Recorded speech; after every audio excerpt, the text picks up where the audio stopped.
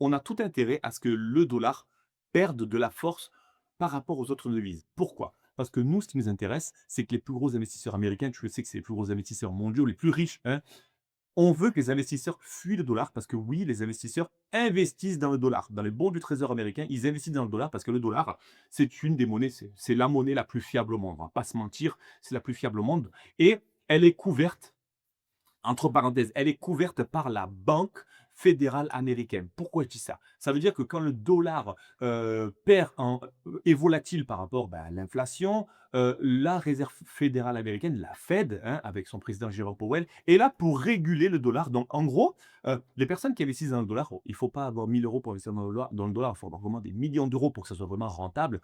On est un petit peu, protégé par la Fed qui augmente, qui baisse ses taux d'intérêt et cetera pour protéger forcément ces gros investisseurs du dollar. Où je veux en venir, si c'est un petit peu flou pour toi, si c'est un petit peu flou, il faut savoir que le dollar subit de la volatilité par rapport à des contextes géopolitiques. Et là, aujourd'hui, le dollar subit la volatilité par rapport à la décision qui va tomber le 17 septembre 2025. Le 17 septembre, on va voir la décision de la Fed sur les taux d'intérêt directeurs. C'est-à-dire que si ils augmentent les taux d'intérêt directeurs ou s'ils les maintiennent, ça veut dire qu'il y aura une politique monétaire plus rigide. Là, il y aura moins de pouvoir d'investissement, pour les investisseurs. Donc qui dit moins de pouvoir d'investissement, moins de pouvoir d'achat, dit moins d'argent qui va se déverser sur le marché crypto. En gros, c'est ça.